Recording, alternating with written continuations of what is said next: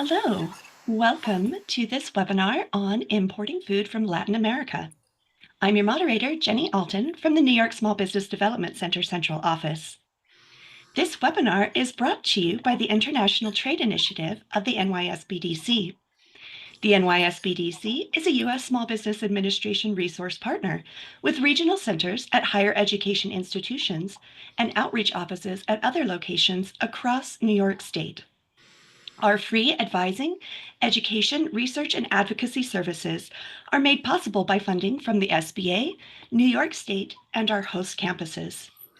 We are very pleased to have as your presenter today, Tony Cambas, adjunct faculty at Ole Miss and statewide manager of the International Trade Program at the RISE Center.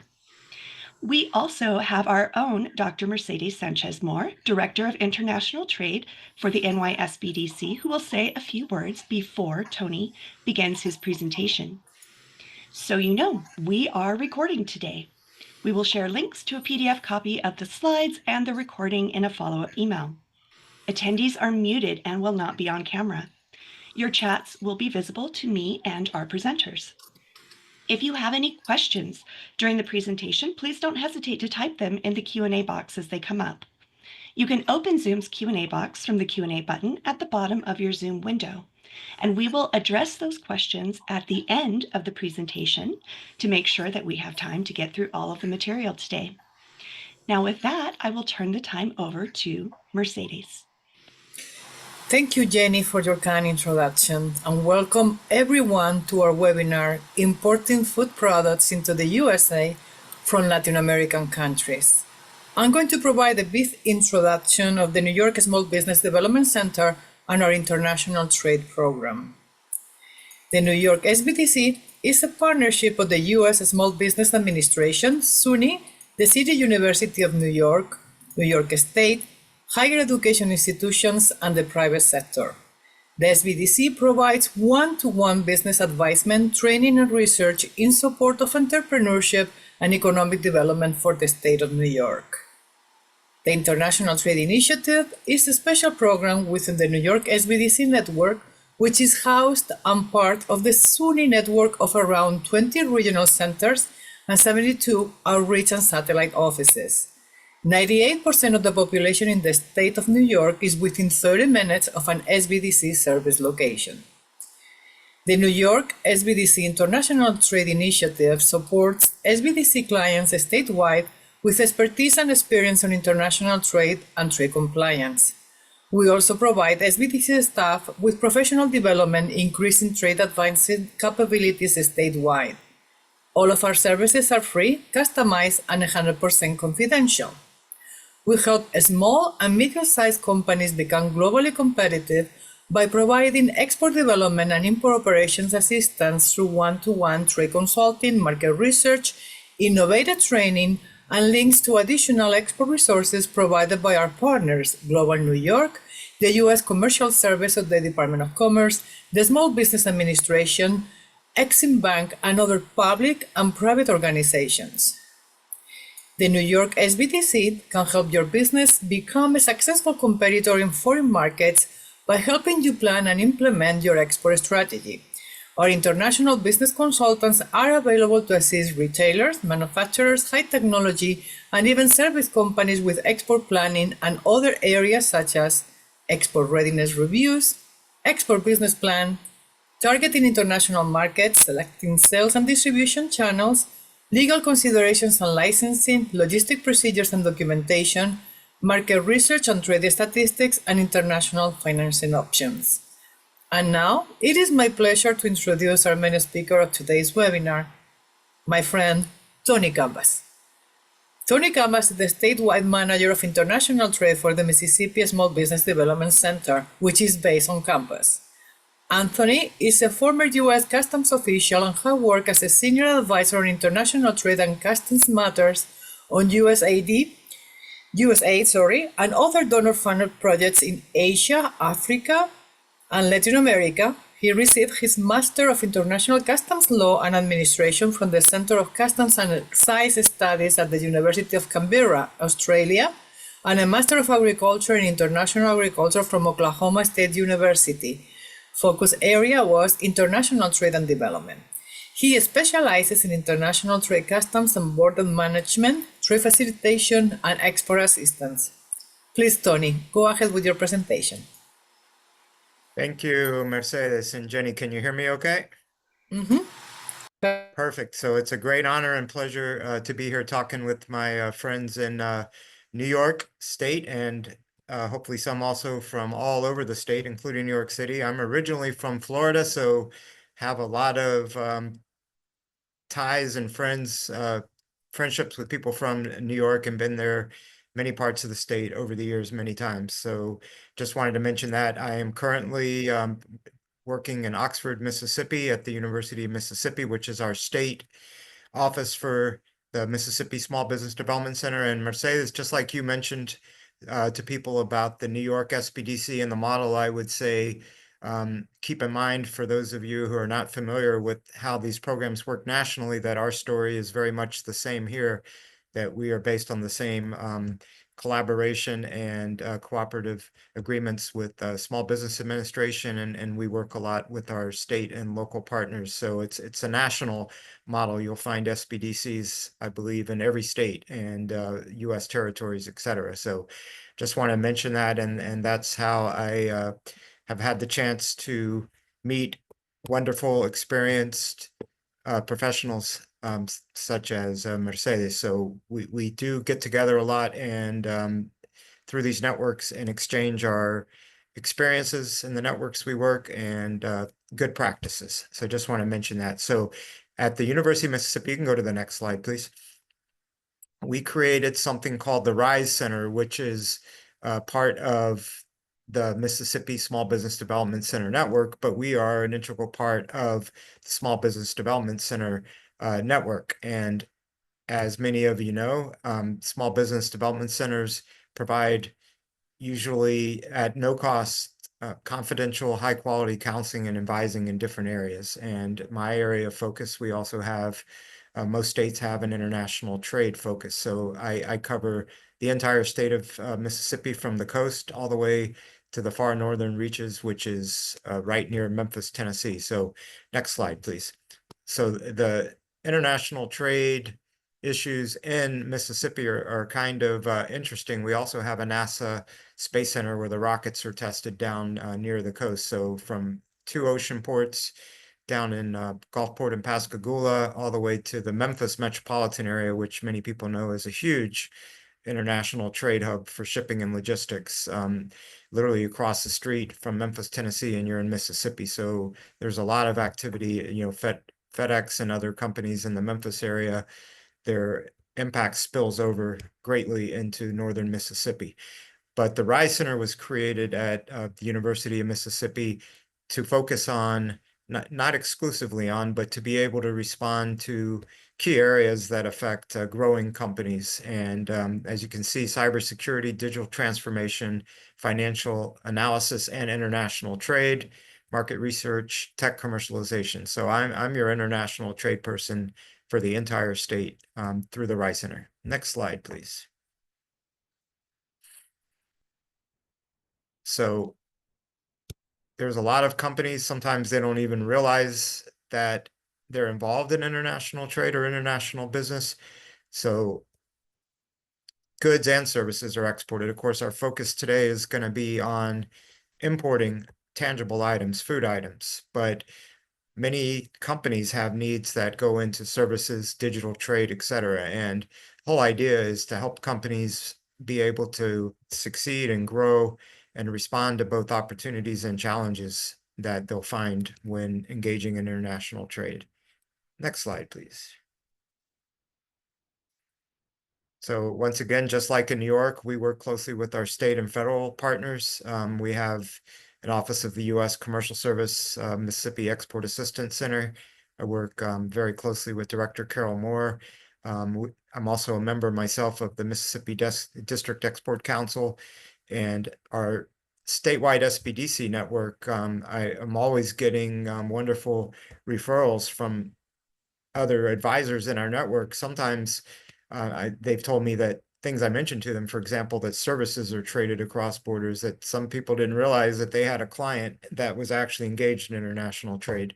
So I do get referrals from my network a lot and from all the stakeholders from our state, Mississippi Development Authority, from everyone who we come in contact with. Sometimes unexpectedly, you'll get a call, hey, so-and-so told me that I can reach out to you for international trade assistance. And so has to be a collaborative effort for us to have a successful impact on the companies, the small and medium-sized businesses we serve. We need to work collaboratively with our partners and stakeholders. So I wanted to mention something. It's kind of on hold, but I was personally involved. Since we're talking about Latin America, the State Department had created a program called the Small Business Network of the Americas, or SBNA, and that connected SBDCs around the country with their counterparts in Latin America. So I personally had the opportunity when the program was originating to connect with the Brazilian network SEBRAE, and we were engaged in exchanges in both directions. So having that network is very helpful. Myself also, I did an exchange with the SBDC network of El Salvador, and I should step back and say I was working on a customs project even before the SBNA started around 2010 and 11 in El Salvador, where we initiated, I was chief of party actually, which means running the project, where we initiated the SBDC model in El Salvador. So there's a lot of importance that we need to always give to contacts and to developing relationships. And then NASBITE, Dr. Mercedes and I are both members of NASBITE, and we just had the annual conference. So it's another great venue to not only to hear from great speakers on current topics, but also for us to exchange experiences with other advisors in our network. Next slide.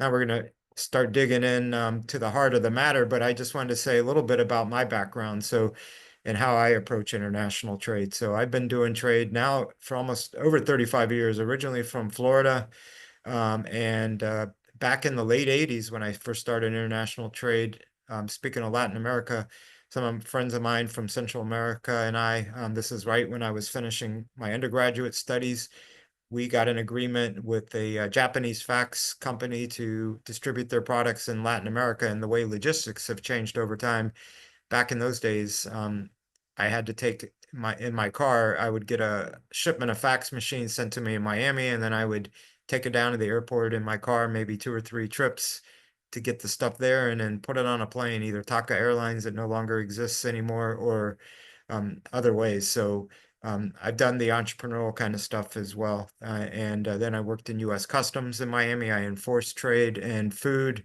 and agriculture products were some of the lines that I was involved with early in my career. And Miami is a huge hub, obviously, for imports from Latin America.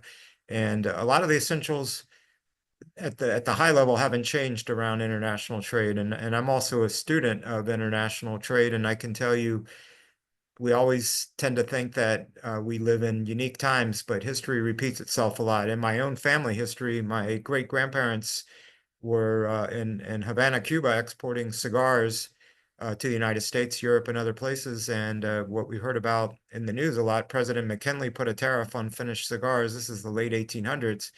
So my ancestors' response was to move to Key West, Florida, and then to Tampa, Florida, where I was born, so they could have access to the U.S. market by establishing their cigar factories there. So they could import the materials. That's way before Castro and any embargoes. So they would import the tobacco from Cuba and make the cigars in Tampa. So trade issues and the need to understand regulations and respond to them, these are not new topics. But I've worked in probably around 20 countries or so after I left US Customs, advising other countries on implementing free trade agreements, implementing enforcement policies, especially around customs, and then some projects around helping entrepreneurs and small businesses be able to export and import and to take advantage of international trade. I am a licensed customs broker myself and a certified customs specialist through the National Customs Brokers and Forwarders Association of America, and a certified global business professional.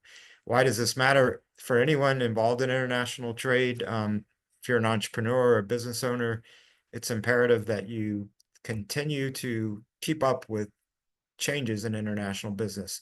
Not only the regulatory changes, but also in the culture, how international trade evolves and how your success depends on not just memorizing some materials like I'm going to talk about today. Next slide. All right, so let's get into the heart of the matter, and I'm going to watch the time to make sure we have some time for questions. So when I was asked to talk about this topic, first I'll say I did not use any generative AI in this. I tried to piece together my own life experiences around these issues. But I think it's really, really key, no matter what stage you're at in your business, when you look at any international trade related topic, is to avoid memorizing anything. Seeing the big picture and seeing, that's why I kind of mentioned the history of trade. A lot of things aren't as new as we think they are. So if you kind of understand that there will always be the need to adapt your business model in order to thrive in an international trade environment in any period of time. Today, I would say the changes obviously are more rapid and more continuous, but these aren't new. So always look at the big picture for whatever specific topic that you're going to address in international trade. And today we're going to talk about importing food from Latin America. Next slide. So there's a map of Latin America. I've been blessed over the years. I've probably been to most countries in Latin America, maybe some in the Southern Cone, Argentina, Uruguay, and Paraguay. I haven't had a chance to visit much, but I've seen firsthand how there are many wonderful food products. And I personally love, especially when I lived in Miami, there were a lot of stores where I could get like a Peruvian store where I could buy food products from Peru or from other parts of Latin America. Here in Mississippi, of course, and these days in most parts of the United States, there are many stores that focus on food products from Mexico, Central America, and other parts of Latin America. So besides having visited much of Latin America and worked in many parts of Latin America, for example, I was involved with the implementation of the CAFTA free trade agreement. So I've lived in El Salvador and worked throughout Central America, working to help implement the CAFTA free trade agreement back in the mid 2000s. But probably been to Mexico over 100 times in my life, and I love, from Tijuana all the way down to Chetumal, which is on the border with Belize. So there's a lot of variety within Mexico, many wonderful food products, and almost everywhere you go when you work with any kind of economic development or sister SBDC program, which you'll always encounter throughout Latin America, are many aspiring exporters of food to the United States. Now, because people want to export food to the United States, that means there has to be an importer on the other side. Next slide, please. So what is food? There's kind of a dictionary definition, and then there can be regulatory definitions. But this is a dictionary definition that I wanted to supply, or to share with you, I should say. And keep in mind that it doesn't always match up with how USDA or FDA, who are two of the primary regulatory agencies, how they would define food. But according to this definition, I think I got from Free Dictionary online, material, especially carbohydrates, fats, and proteins that an organism uses for energy growth and to maintaining the processes of life. Plants, algae, and some bacteria make their own food through photosynthesis, et cetera, et cetera. Also talks about animals and nourishment. So this is a definition of food, but the definition you might have in your mind or the definition that you find in a dictionary is not necessarily the definition of food when it comes to regulation. Next slide. So even if you use definitions that come from the regulatory agencies, as I mentioned, and we're going to go more in depth, the Food and Drug Administration is one of the key, if not the key, regulatory agency, but they define in the U.S. Code, which is the law, Section 321, that the term food, and I put that in quotations myself, means articles used for food or drink for man or other animals.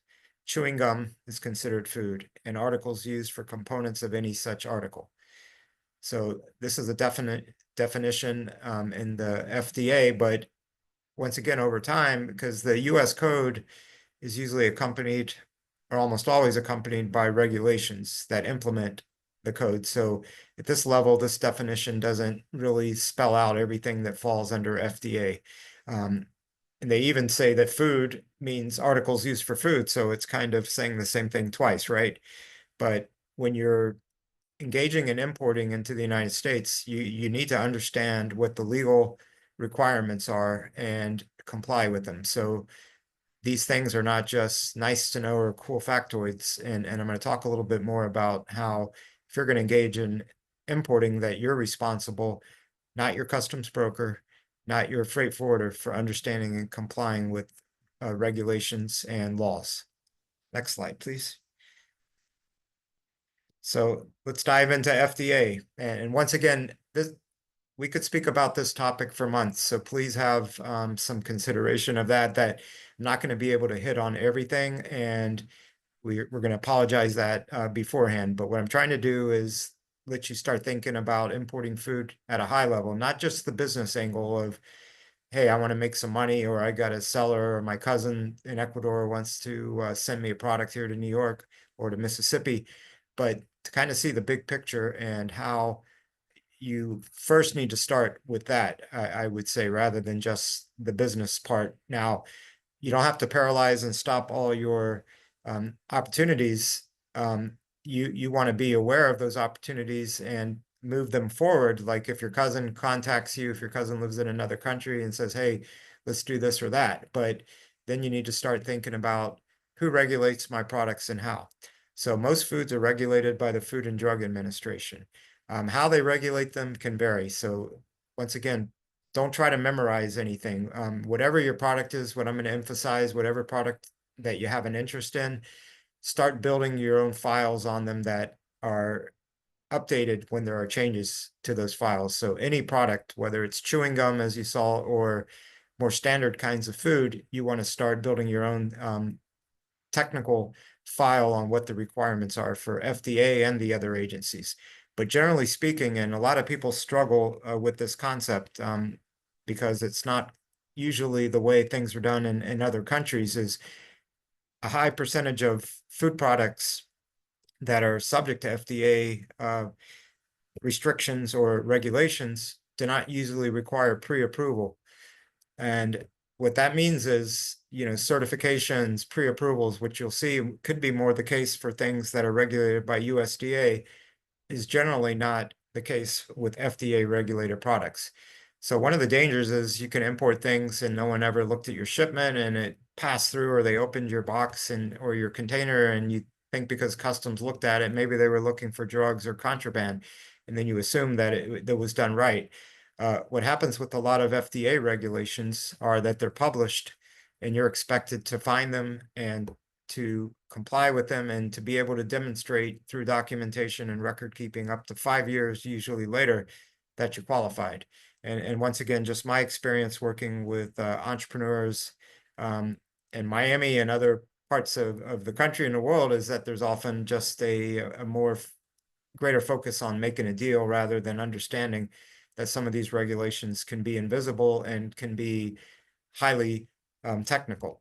Invisible in the sense that if you don't need a pre-approval, once your shipment made it through a few times, it's, and that's not a logical conclusion if you've ever studied any kind of philosophy or reasoning or logic. So just make sure, hopefully this will hit home with you, that it takes a lot of work. Whatever product you're interested in, please take the time to build a very detailed dossier or file on what's required. A couple key things about FDA is that FDA is involved in helping determine the admissibility. I could put that in quotation marks. That has many meanings, and I'm going to come back to that. So what's legally required for a food to legally be imported into the United States? That's what we mean by admissibility. The FDA also conducts foreign and U.S. food facility audits. Later on the next slide, I think I'm going to talk about how a foreign food facility and the U.S. facilities need to be registered with FDA. But then, and this isn't all in one place, so you have to piece this together. There's also FDA regulations on things like ingredients, preservatives, colorings, flavors, etc. And those change. I just saw the other day there was some changes on some of the colorings that may be banned in use in foods. Also something called the Food Contact Substance Regulation. So whatever your food is packaged in may have separate FDA regulations governing what those approved contact substances are. And throughout this presentation, keep in mind that FDA works closely with CBP, Customs and Border Protection, and USDA during not only the import process, but what we call post-entry as well. Next slide, please.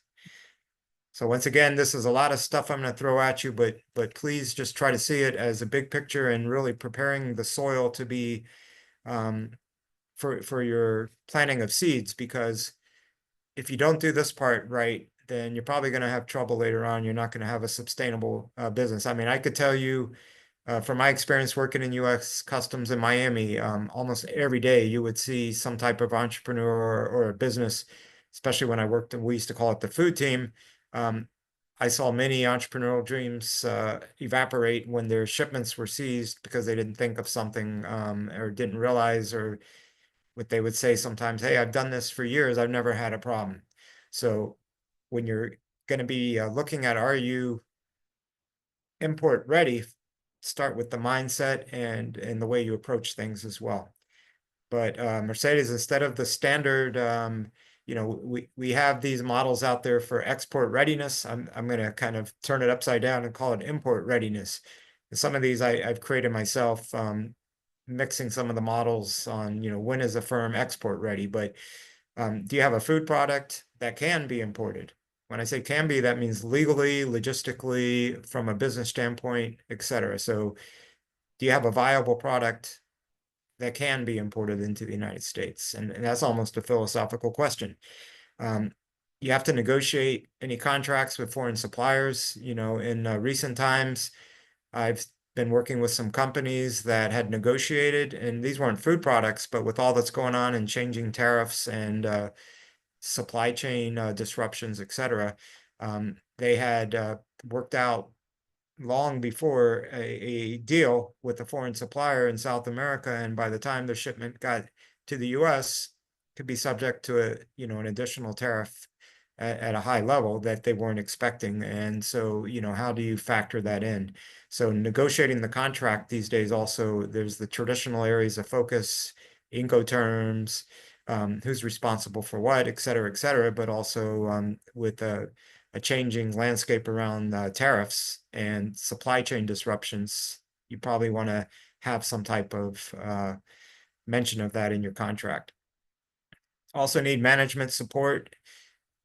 If you own your own company, of course, you're the management yourself. A lot of small businesses are like that, but there are going to be times when you're going to also need to be able to dedicate financial and human resources to these projects. You might have a small business and you're doing other things, and then you get a call that your shipment's stuck in customs, and so you're going to have to change your focus of your human resources for that day and maybe the next few days and focus on that issue. Or you might have to spend money. You may need to fly down to the port of entry and see what's going on. So there, you have to be able to have the financial and human resources to support these. Meeting and complying with export and import regulations. So that's when I say export and import, trade works in both ways. So some people say that there's a term, every export is an import. So on the exporting end, there may be regulations that govern your product. And then when it comes into the US, there's other regulations. There's also regulations, international agreements while the cargo is being transported on the high seas. So make sure you meet and comply with any of the export and import regulations through the whole stage. And so successfully navigating international shipping and logistics these days, there's some new issues that probably ships that are originally made in China may have additional port fees tacked on, and some of those were delayed. So it's not just tariffs. Do you factor in, do you even know when you're beginning to negotiate where the ship is going to be made? 6 months down the road when you import, are you ready for those additional fees? And in getting paid, how do you get paid? There's legal ways and illegal ways to get paid, and there's compliance issues as well as issues around making sure that you're not unnecessarily losing money when you're getting paid. So managing that payment part is key. Next slide. So the first step is, and some of you may have heard the term, the harmonized tariff schedule of the United States. And let me just tell you a little bit. Caution, there are some AI tools out there, and some people think just search for the word you're looking for to classify. I'm not going to go in great detail today, but I can tell you when I was an import specialist with U.S. Customs in Miami, before I could even do my job, we had to attend the Federal Law Enforcement Training Center in Glencoe, Georgia, and study harmonized tariff classification for 6 weeks. In our basic, it was called basic training, 8 hours a day, basically. And our first class was mainly focused on the harmonized tariff schedule, classification, and valuation. I'm just going to go through these, and then Jenny, I'm going to let you in a second. Let me just finish these points, and then we'll project the harmonized tariff schedule real quick. You got to determine which government agencies regulate your imports, specify how those agencies regulate your product at different stages. And then there's some things you can do, like reviewing FDA refusal notices to see why goods were refused entry. Once again, we know that your products may be subject to FDA, but they could be subject to FDA in various ways. So reading the refusal notices is a good way to see why areas were blocked. And that's key. And then understanding how admissibility, that's a customs term, but how all the agencies that get involved with your product, how they determine that good can enter the United States. So FDA and customs in this case work hand in hand, and you have to be admissible for both agencies in order for your food to be imported. So work with your customs broker and forwarders, get them to help you, but remember, you're ultimately responsible for the compliance, not your broker and your forwarder. And as I mentioned, build your own information file over time and keep up with frequent regulatory changes, literally daily. I put a note there for the Federal Register. So Jenny, if you don't mind, and the Federal Register is where official changes to regulations are published. Let's look at the harmonized tariff schedule. Let's see if this works. Just a moment. Okay, perfect. So I'll take a pause and let people, there's a lot I've thrown at you so far, so food for thought. Pun intended.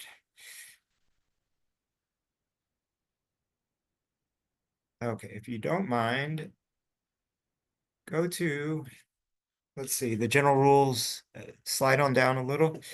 I'm going to just show general rules of interpretation. See where it says general notes? Click on that real quick. Now, for those of you who don't believe me that classification is just looking up the next one, general rules of interpretation. Okay, see if you can, well, you had it, yes. Is there a way to make that bigger? If not, that's okay. I'm making my point. So when you classify goods under the harmonized tariff schedule, this is the only way you can legally classify.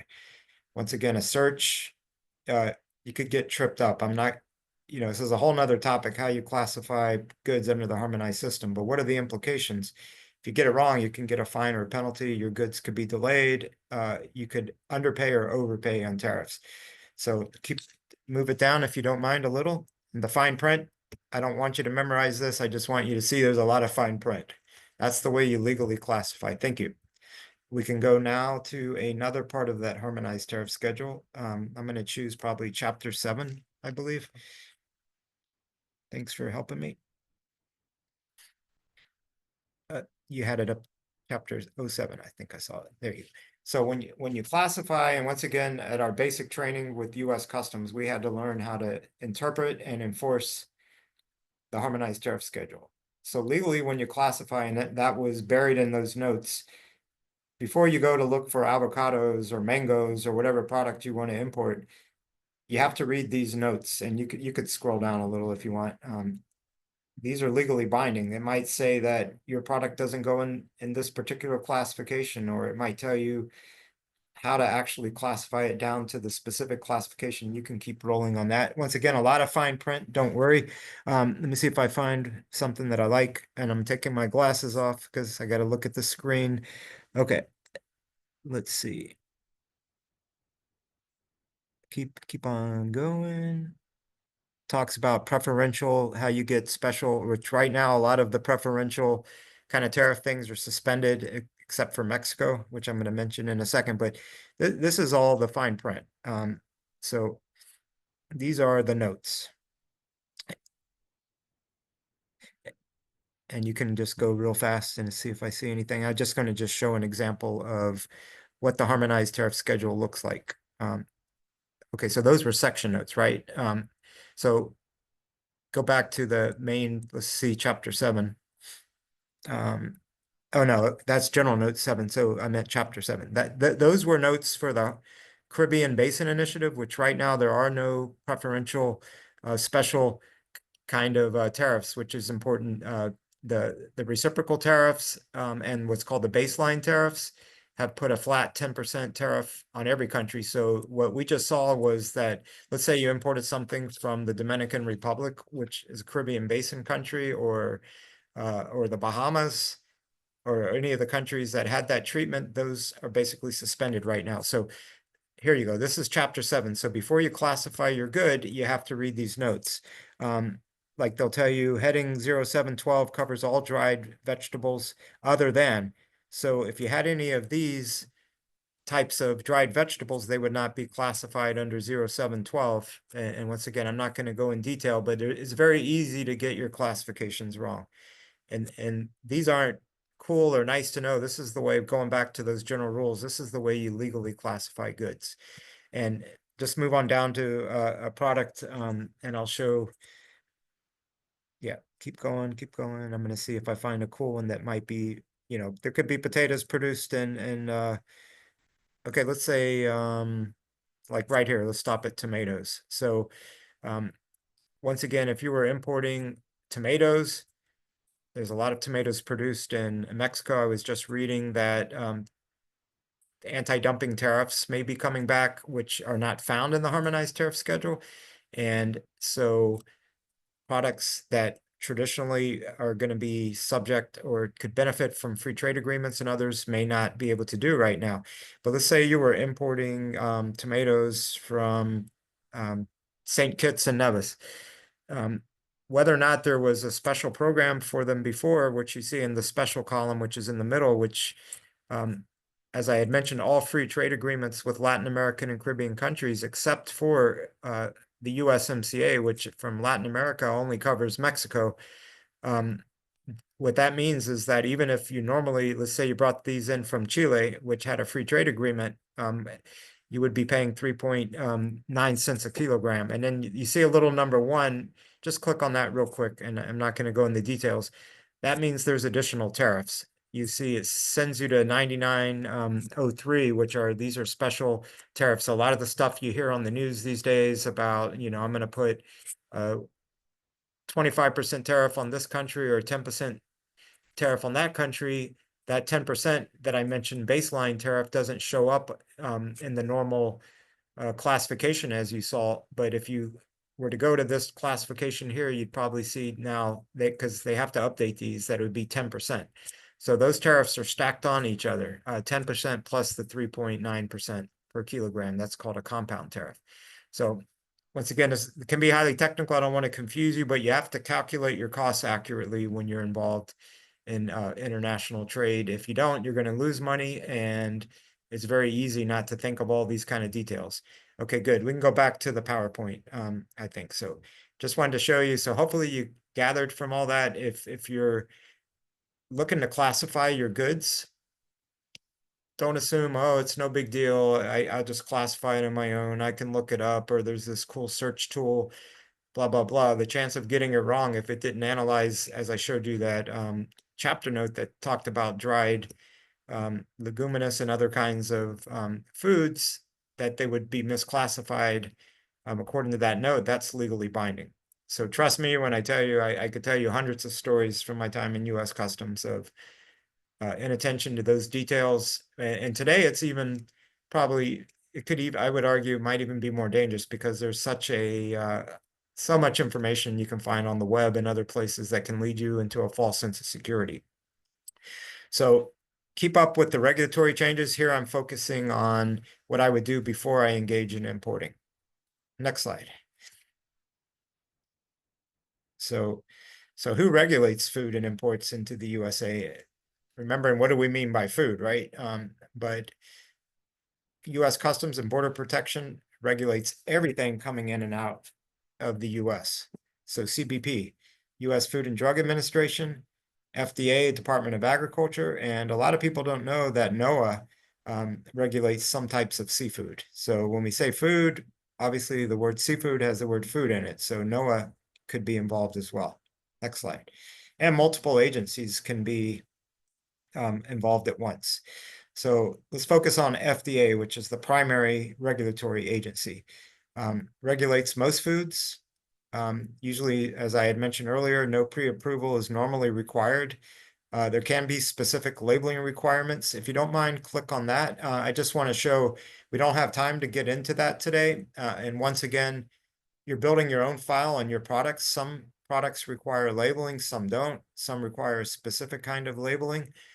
So I gave you this resource where as you're building your own file for your own company and your own products, then you're going to want to consult these FDA labeling guidelines.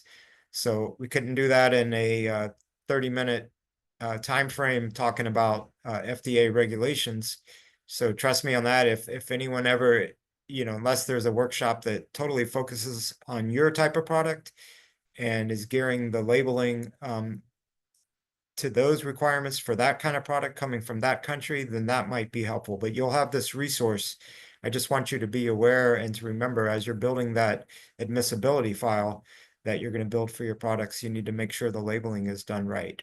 And once again, just having your customs broker, your forwarder helping you or a consultant, that's great.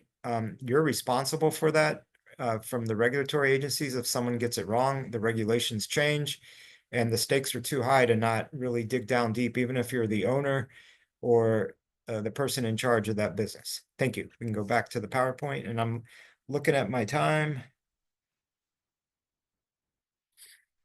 Okay, so we know FDA determines the admissibility of food. That can mean many different things because there's many regulations. You have to be registered. Your foreign food facility where you're buying from has to be registered with FDA. The U.S. Food facility needs to be registered. You may need other kinds of registration around the importing, usually not needing a specific license, but you could. And all these other regulations that we talked about are key. Next slide.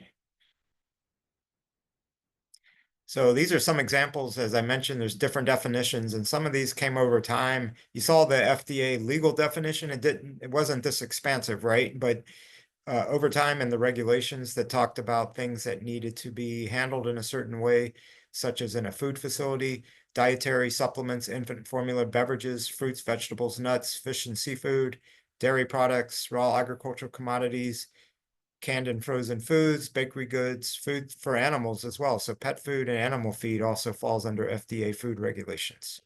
So once again, that combination of the US code, which is the legal source and the legal definition, and regulations in the United States are also legal definitions. But over time, FDA has expanded what's considered to be a food for their regulatory framework.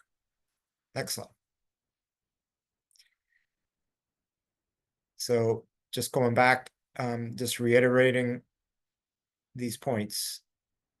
And I like to repeat myself many times because it's easy to go on to the next concept without really having fully digested and understood the importance of issues. So I think we're going to be through with FDA here. So next slide. So as I mentioned, you're going to need your foreign food facility needs to be registered, and the U.S. facility, you have to designate a U.S. agent. Now, this is a part that can be complicated for small businesses, that a foreign supplier verification has to be set up, or undertaken, that means, and this gets into science and something called hazard analysis, HACCP. So it's not just enough to say I'm going to import food from this foreign food supplier, which is registered with FDA. You actually need to document that supplier undertakes their food production, storage, handling, et cetera, in a way that meets the requirements. And so that's very specialized. If you're an average person like me, you probably couldn't do that on your own. You might need to hire somebody to do that, to document it in a way that would show FDA that you met the requirements when you were doing your foreign supplier verification. And another thing is prior notice before you ship needs to be submitted. And what that is, it's the electronic information that allows FDA and customs to be able to target shipments that, if a prior notice is transmitted electronically to FDA, they may determine it to be high risk, either because where it's coming from, the type of product, who shipped it, who's importing it, et cetera, and they may want to have their inspectors look at that before they release it. And that is done through a mixture of FDA and CBP working together electronically and through on-the-ground enforcement and using what's called the ACE system. Next slide. Let's talk a little bit about USDA, and I'm looking at my time. How are we doing? We're still good, Jenny? Yes, we are. Okay, we still have about 45 minutes, is that right? We do. Okay, perfect. I want to leave time for some questions. So we talked about FDA. Let's talk about USDA. So USDA, under USDA, you'll find the Animal and Plant Health Inspection Service, APHIS, which if you've traveled internationally or if you've been involved with international trade, you may know that APHIS is usually at ports of entry and is looking at shipments before they clear, looking for pests, for insects, for adulteration or other. And here we're talking about animal and plants or plant products, such as fruits and vegetables. So the USDA regulates the imports of animals, plants, meat, poultry, dairy, eggs, fruits, and vegetables. And sometimes simultaneously, it could be regulated by FDA as well. So we'll just leave it at that. If you don't mind, let me see. Well, I'll leave this link and you can go back and look. So what you'll find these days, and it's part of the modernization of trade and regulation of cross-border trade, these concepts embrace what's called trade facilitation, the publishing of information like this by government agencies to be able to help companies comply prior to importing. It's win-win because it helps the enforcement agencies like USDA, FDA, Customs have a higher level of compliance because importers know what they have to do in order to comply. But it also helps the companies by consulting this information because that way you're not just caught arbitrarily or you're not caught by an arbitrary decision at a border where you had no idea of a change in a regulation and someone at USDA or CBP or another agency, which wouldn't happen because this information is published, where they could just say, well, you didn't do this or you didn't do that, I'm not letting your shipment in. So all this information is important because it helps you be more efficient in your import process, but it also helps you avoid problems. And the other thing I want to mention is that's also it's a requirement by law. So when we talk about how customs governs imports, customs requires the exercise of reasonable care. So if you were bringing fruits and vegetables into the United States and they're subject to USDA, customs laws and regulations require you to understand what those USDA regulations are and comply with them. One way you can do that is, let's go to that ACIR database link, if you don't mind, ACIR. So as you're preparing, once again, going back to the idea of putting together a file where you're saying, this is my product, this is where it's coming from, these are the requirements, and they can change over time. So a key in your, that's that home link there too, and maybe the link I sent you, Jenny, for the ACIR. I just want to show people how to consult that. So if you were importing any products subject to USDA, you would want to consult this. USDA, different from FDA, does often require, if not most of the time, plants and plant products, not for propagation. The second, right below where your cursor is, I think. Yep. So this is just an example of where you can look up. Let's see if there's a search engine, and let's put papayas, if you don't mind, in the search. See if we can find where to search, right? Yeah, that's what I'm looking for. That's all right. Commodity common name, is that it? Yeah, let's just put papaya. Let's just see what pops up. So you might need a license or a phytosanitary, and then just choose any of these. Let's see one that's from another country. What about from Colombia, number 3? That's a Latin American country. So before you import, you're going to want to read this. Somebody asked for chocolate from Colombia. This will tell you, like, if you need a specific form, if you need phytosanitary requirements, etc. You got to read these. So very different than FDA, where I mentioned that usually FDA regulated products require that you comply with the published regulations. Just for the heck of it, if you don't mind, chocolate from Colombia, see if there's anything there.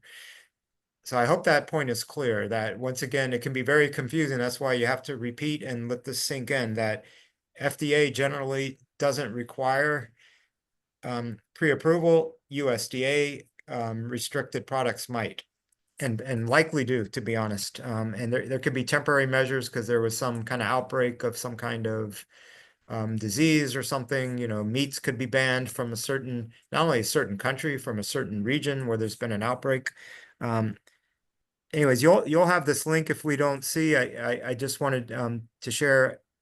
Let me see if there's anything. Nothing for chocolate and Colombia. Nothing specifically, but don't memorize that. If you did that search today and then a year from now you're looking to import, that's another point I'll hammer home. Make sure when you're getting close along the way that you research that, because these can change for a lot of reasons. Okay, next, back to the PowerPoint. So I hope that's clear, and I'll repeat myself again, going back, that we know that there's different definitions of food. We know that USDA regulates food, and we know FDA regulates food. They may sometimes both regulate the same kind of food, probably more often than not, or very often one or the other may regulate, and customs is always part of that combination, no matter if it's USDA, FDA, or both. Customs and Border Protection is always the regulatory agency. So also definitions around organic foods. I find a lot of entrepreneurs who love USDA as the agency that must certify something as meeting their standards for what can be labeled as organic. And if your goods come into the United States and you called it organic and it's not USDA organic as they define it and certified by USDA, your goods are probably going to be seized and you could be subject for penalties. So once again, I'm just scratching the surface. There's many, many issues, and they're not all in one central place. That's one of the, I guess, difficulties. People like everything in one place. So the organic definition and the requirements may be in another part of USDA resources or laws or regulations. And then you've got the ASER database, et cetera. So piece that file together. Try to catch all the different components that make up the admissibility. Go to this. I'd just like to show this real quick. The link there, the review regulations governing imports on specific products such as avocados. So some of that would be on, and it should be tied into the ASER onto the into that database I just showed you. But if you were importing avocados into the United States, once again, as I mentioned, the Code of Federal Regulations are legally binding in the US. So if you're importing avocados, there's definitions around avocado imports, like certain grades and certain maturity levels, et cetera. So like, okay, I'll just read this real quick. The maturity regulation pursuant to, and then they cite the legal US code, as I mentioned. And then they throw in all their kind of laws. Don't worry about that so much, but just know that you need to meet these requirements.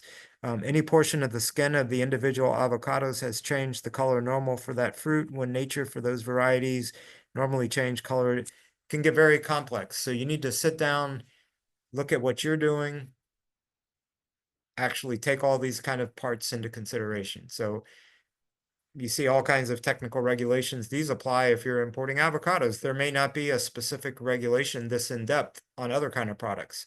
There may be, but you have to take the time, try to find those, and once again, put that into your file. So thank you. It can get very complex. So how many people have I seen when I worked in customs that wanted to make a cool deal? They shipped something to the US, got there, whoops, can't come in. Let's say it was avocados, and they had no idea about any of these regulations, or that certain countries may, or regions in a country. I think it's been lifted, but they had put a ban on avocados from certain states in Mexico due to drug trafficking and other issues there. So it might not just be the whole country that can do it. It can change, it could be prohibited, it could come back. That's probably not going to be in the regulation, but it would be published in the Federal Register. So even small businesses, entrepreneurs can't escape the technical nature of trade. Thank you. Let's go back to the PowerPoint, and I'm going to try to get through some of this.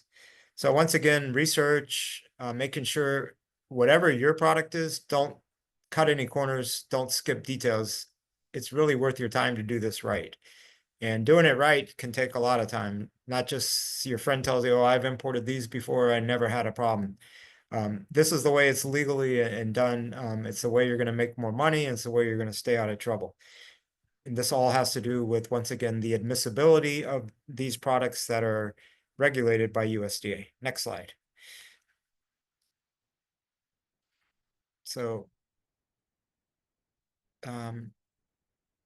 if you need some USDA regulated products require that the food facility, so that's why I mentioned that there, you may need a FDA food facility registration on the foreign food facility in the US facility, even if it's regulated by USDA. That's just an example of how it can be confusing and overlapping at times. So these are just, once again, kind of summarizing some of the key steps. Next. So let's talk about Customs and Border Protection. There's a lot of misunderstanding about the role CBP plays, but without going into all the legal authority, and I learned that quickly when I worked in US Customs, is how Customs works so closely with other government agencies, including FDA and USDA. And not only that, there's legal authority that grants Customs the legal authority to make sure that standards and regulations from other agencies are met in order for that product to be quote unquote admissible into the United States. So before you jump in, if you're going to import food into the United States, and this is part of our legal environment, as I mentioned before, you as an importer are legally responsible more than, not that the broker doesn't have any kind of responsibility, but the importer must exercise what's called reasonable care when importing to determine admissibility, the classification, and the valuation. So what that means is you've got to take the steps. If you engage the services of an expert, like your freight forwarder and broker would be deemed to be, that can help show that you exercise reasonable care. But a failure to exercise reasonable care, if your goods got to the border and they didn't meet the requirements, and Customs CBP starts asking you questions about what you did, and you didn't understand that there's general rules of interpretation of classification, and you just said, well, I just use this code, right? Then that would probably be negligence, because reasonable care means taking the time and documenting what you did, especially in the areas around admissibility, classification, and valuation. So in that file, as you're getting closer to importing, you want to build your reasonable care file to show that you actually exercised reasonable care. And this isn't just some what's the word, non-important issue. It really happens in the real world. I can tell you firsthand. So if you need to meet USDA requirements and you brought in a shipment that brought in pests into the United States and you didn't show reasonable care doing that, not only could you get in trouble with USDA, CBP can also issue penalties and take other measures. Some can be civil, some can be criminal. So CBP enforces customs, and what we call partner government agency admissibility and requirements. So partner government agencies means from the customs perspective are the other agencies that regulate international trade. So in this case, food products, we know FDA, USDA, and maybe NOAA.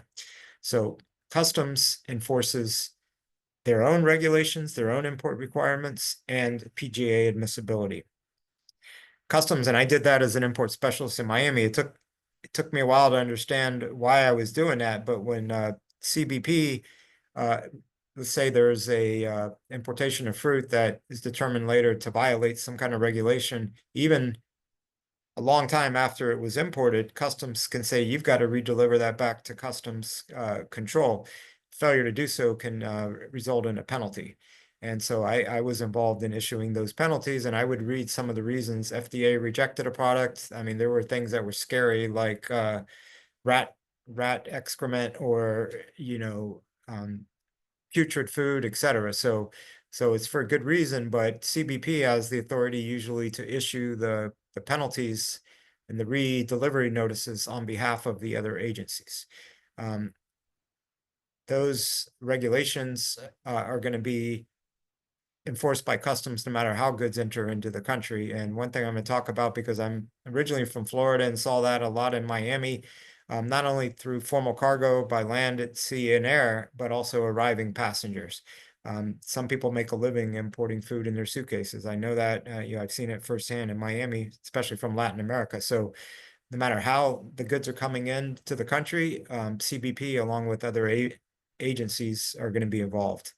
Also, of course, as we know from the news, CBP assesses and collects duties, fees, and other types of monetary or money for different reasons that have to do with imports. If it comes through an ocean shipment, for instance, there's something called harbor maintenance fee. But in the news a lot these days, we're hearing about tariffs, and that's just one part of this. So understanding the role that customs plays, how these are calculated, like the issue I mentioned with ships that are made in China in the future, if that's going to impact that, it's probably going to be customs that would be collecting those fees. Next slide.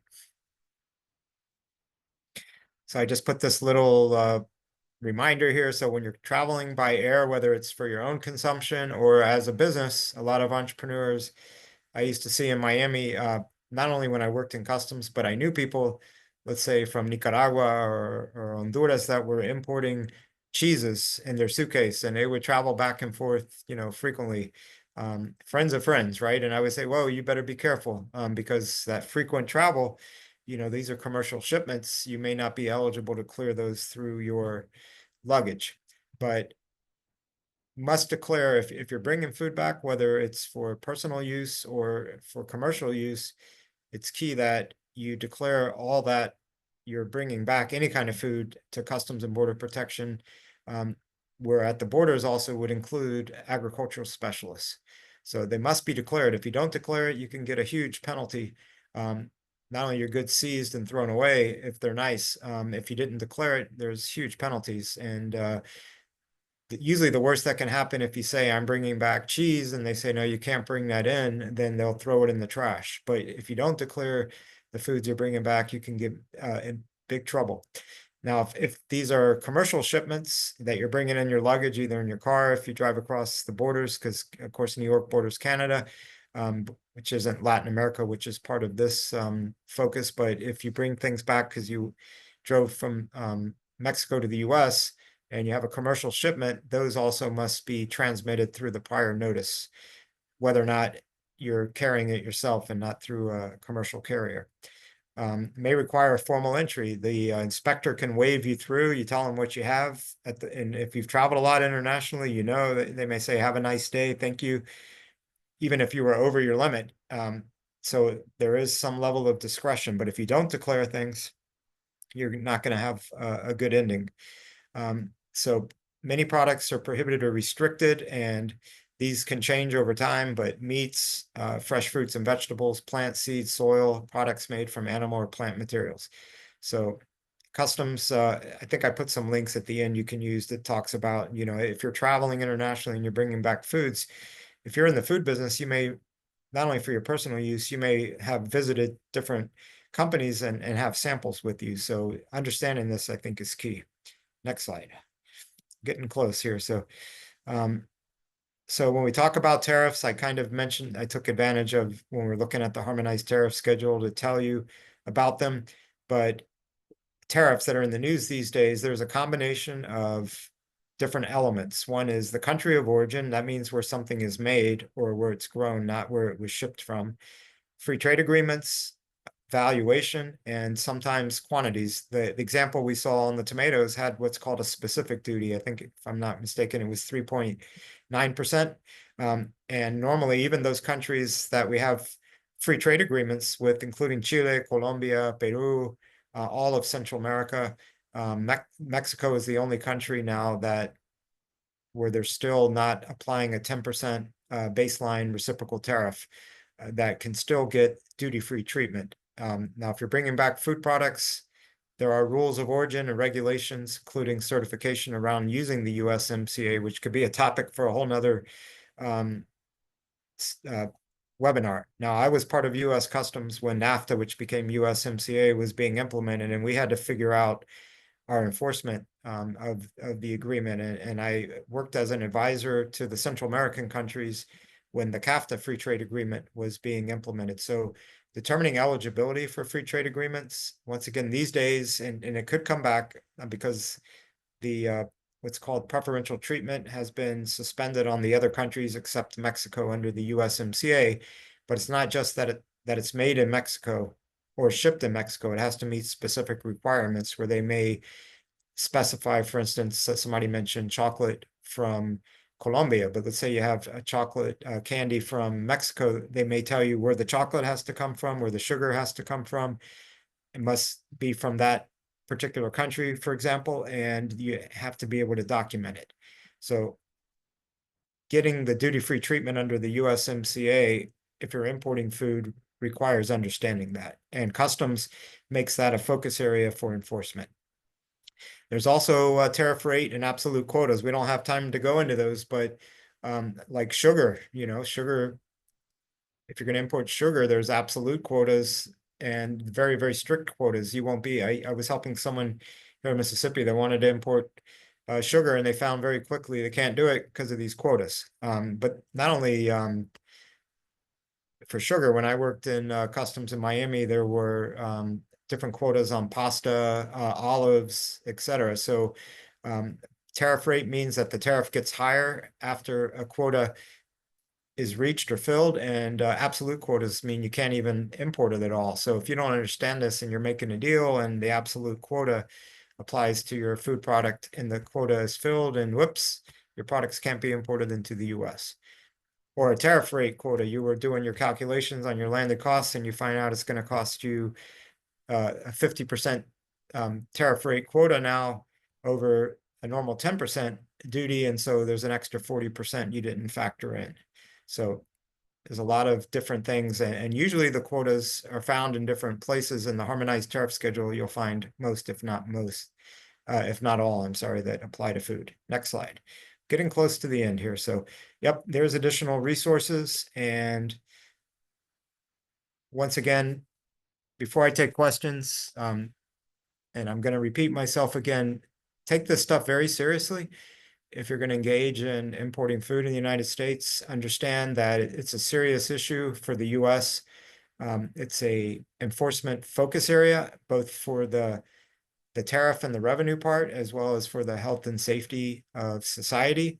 So whether it's U.S. Customs and Border Protection, whether it's FDA, USDA, NOAA, their expectations of your meeting the requirements and being able to demonstrate that are going to be emphasized. And I think even as a business person, I think we would all agree you can't have a sustainable or profitable business if your business gets shut down, right? Or if you end up paying, a huge fee, or even things like tariffs that you weren't expecting that you had to pay. Who's going to pay those, you or the exporter? So there's a technical side to this, but there's also a business side of negotiation, preparation. Please use Mercedes and her team's resources if you're in New York for assistance. For those of you, hopefully there's a couple from Mississippi that are on this. If not, they can see the replay later. Reach out to all the resources that are available, including your SBDC international trade people. Next slide. I think that's really going to be it. And go on to the next one just so I can show all the disclaimers and things that we love to show. So there you go. Hope I didn't talk too fast. I tried to squeeze a lot in, but hope I made some points that will be remembered. Thank you. Thank you, Tony. And so much information in that presentation. We do have some questions. Was there anything that you wanted to say before we go into questions, Mercedes? No, I just wanted to thank Tony for this extremely informative presentation, for people to realize that this is a super complex topic and it will take us, we could do a full year, a huge course, just trying to decipher most of the materials. Please use the resources and realize that there are several agencies involved. That's very important in order to be able to get all the regulations and the information for your product. And of course, if you need to work with a custom broker to help you with all of this. But Tony is super knowledgeable, and I am so happy to have him as a friend and as a network colleague, because I pick his brains very often when I have questions about him. But again, this is my contact information for everybody to follow up. And now let's see, what are the questions? And I don't think I Go ahead. my email was there, right? I'm happy to share that.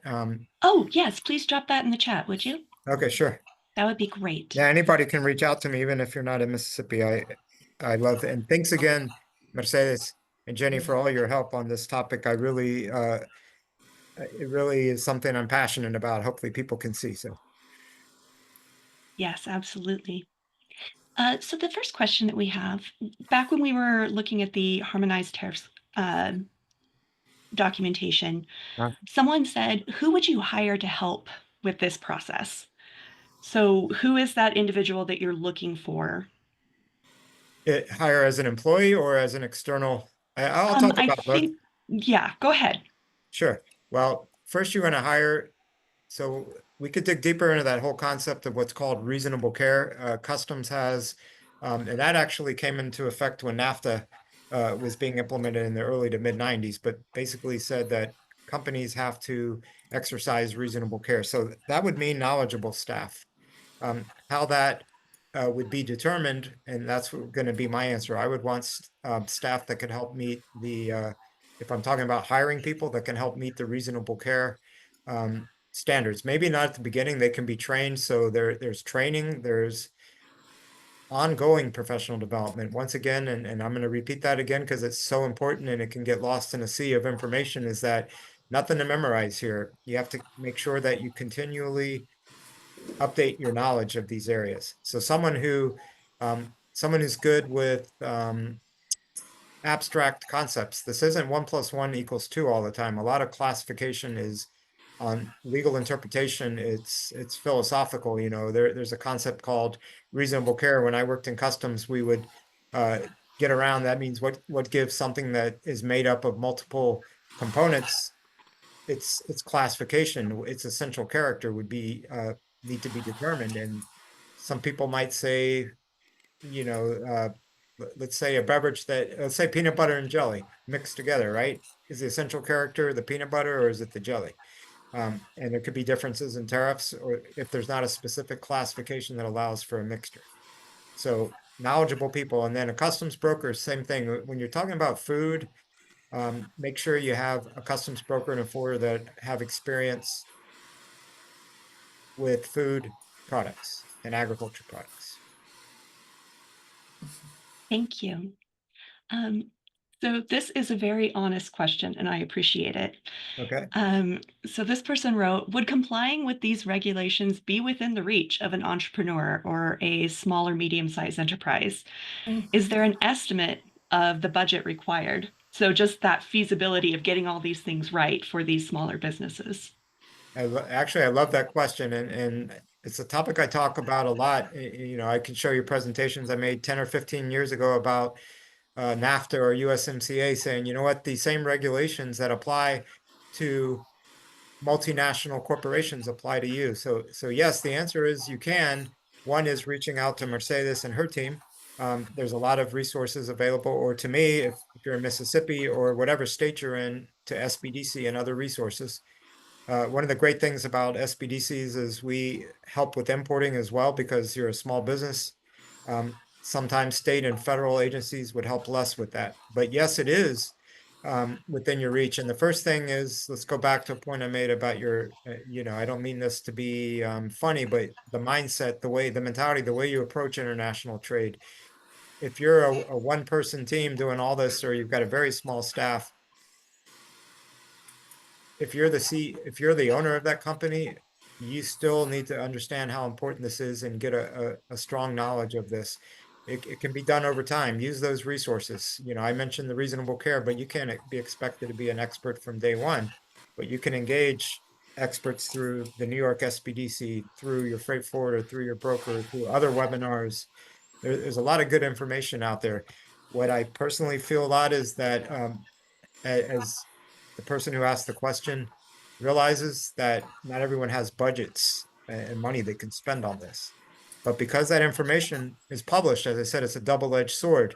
The law requires you to seek out that information, no matter if you're a small company or a multinational corporation. So USDA, FDA, CBP publish information, and you're expected to search that out and comply.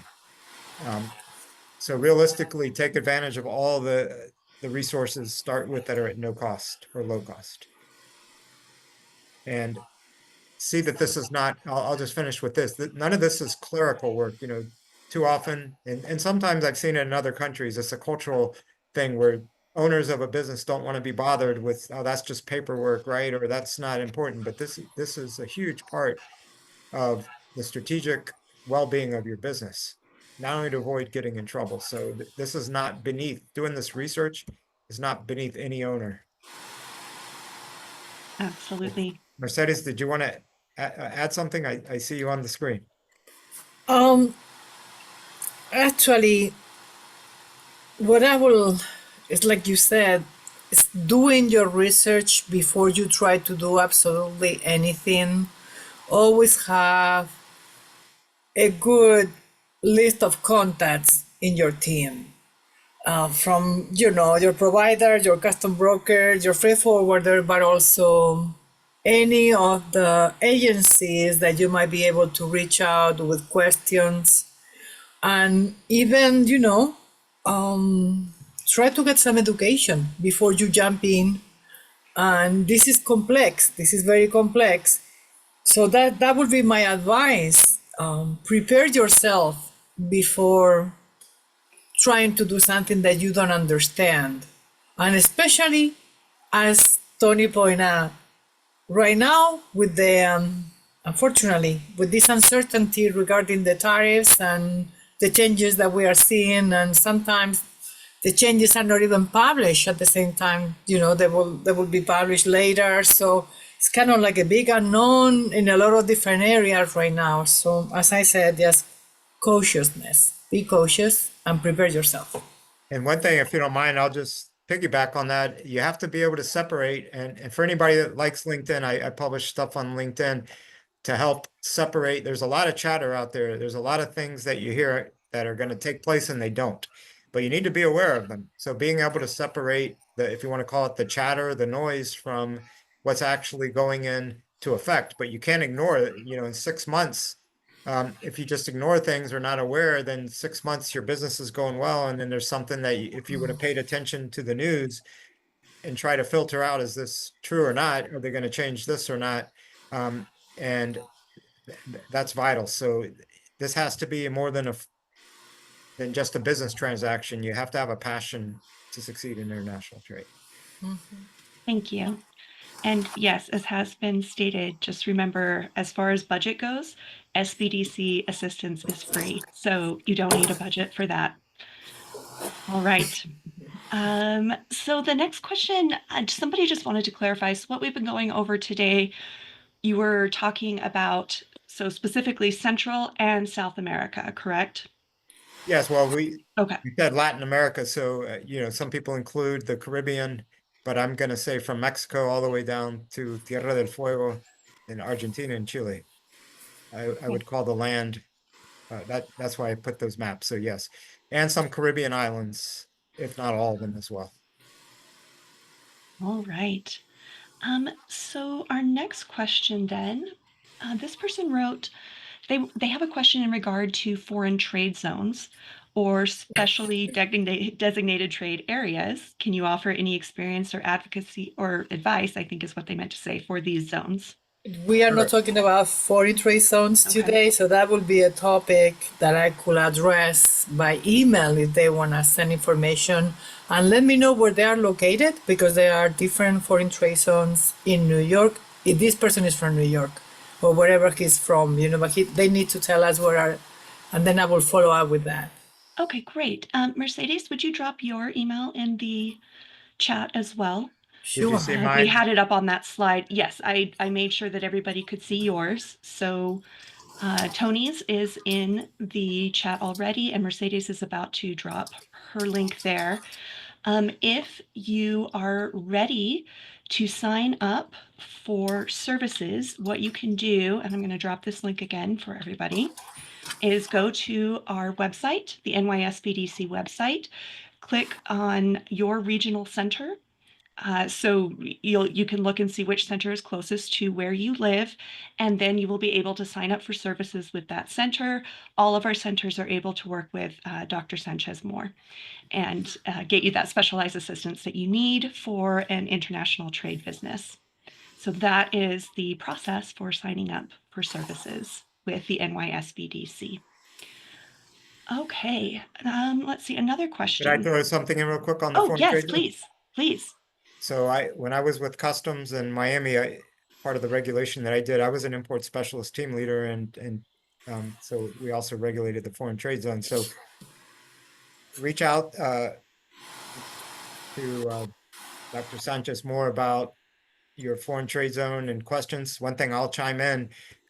So you want different perspectives and different ways of looking at this is that there are costs involved with being involved in a foreign trade zone. So sometimes doing an analysis of what you're going to save versus the costs of administering the zone can be pretty complex. And oftentimes I find that the costs of, especially if you're going to set up your own subzone or do some kind of manufacturing versus just importing the products and deferring the payment of the tariffs. Yeah, there's different answers. So there's a strategy as well as compliance in every aspect of international trade. Thank you. Another question, do you have any specific recommendations for producers from Central America during all of these changes? Well, first on the tariffs, I've lived and worked in El Salvador, and I've worked throughout from Tecunuman all the way down to the border between Costa Rica and Panama, Paso Canoas, and all those areas. And of course, Panama is a different story geographically, Central America, but not part of the regional integration and the harmonized tariff. So a couple things. Number one, go back to that. So before focusing on the tariffs, just for fun, the other day, I just punched in a couple of countries looking at why the FDA refusals. And Jenny, I don't think, I think I sent you a link to that, but I don't think we projected that. So you want to read FDA refusals, Sure. type in whatever country you're interested in, and look at the reasons why things were refused. So whatever Central American country you're talking about, I was looking the other day, I saw plenty from all the Central American countries, Guatemala, Salvador, Honduras. So besides paying attention to tariffs right now, you're going to be paying, if I'm not mistaken, 10% tariff, even though we have a free trade agreement in effect, which I was on the ground involved in every country helping to implement that directly with customs. But type in any country of your choice from, let's say, Central America. Okay, I'm looking. Where do I type that Guatemala, in? maybe. Yeah, it's always hard to find where to search, right? Hey, hold on. let's see, country, area, month, year. So searching this month, I suppose. Yeah, and then search. And then maybe the countries come up there. Yeah, there's got to be a place to put country area. Yeah, Product. I don't know why I'm Put a not coming product. up. Okay, let me see. There's got to be a search engine somewhere. Something's going to come up. Let me If we try can find, last month. or try a few months Okay, back. so there's Yeah, last month. yeah. Let's see if we see any Latin American countries. Let's see what might Here, have. let me go back to country then and search last month. Okay, Okay, there we go. What did you want to look for? Which one? let's say Guatemala, Central Okay. America, or the person who, and this is just for 1 month. So these get published. What I like about these is that shows you the companies and what happened, why their goods weren't allowed into the United States.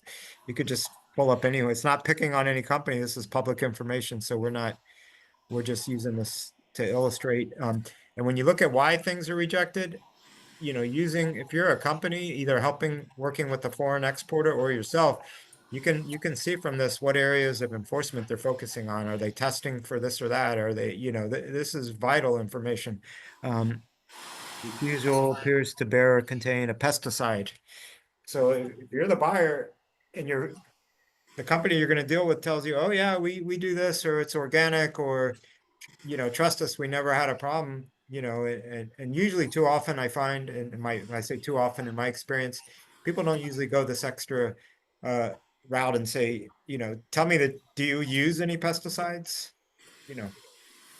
What kind of pesticides? Then you might have to look in EPA. So I talked about FDA, USDA. There's other government agencies that can get involved, but this is just a good example. So do your research. So the tariffs, keep up with those, see what's going on. But I would pay more attention to this stuff here. Why are goods being refused entry into the US? I dropped that link in the chat if anybody wants to Thank you. snag that.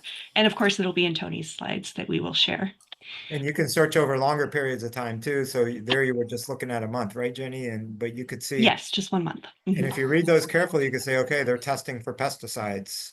I mean, there's a lot of regulations out there that you need to meet. Many are published and you could be held to account. But what you'll start seeing is that there are certain focus areas that FDA and others are spending more of their time looking for. Right. Well, I think that has gotten all of our questions. So what I want to say is, as we shut down today, we have a survey that we would love to get your feedback on today's session, how you think things went, and then also what you would like to see in the future. Other ways that we can help you here at the NYSBDC. And so if anybody has a question here before we close down, please drop that in the Q&A or the chat, and we will try to get that answered for you. In the meantime, though, I do also want to say thank you so much. This has been great information today. And we will be sending out the recording and a PDF copy of the slides. So you can look for that in a follow-up email.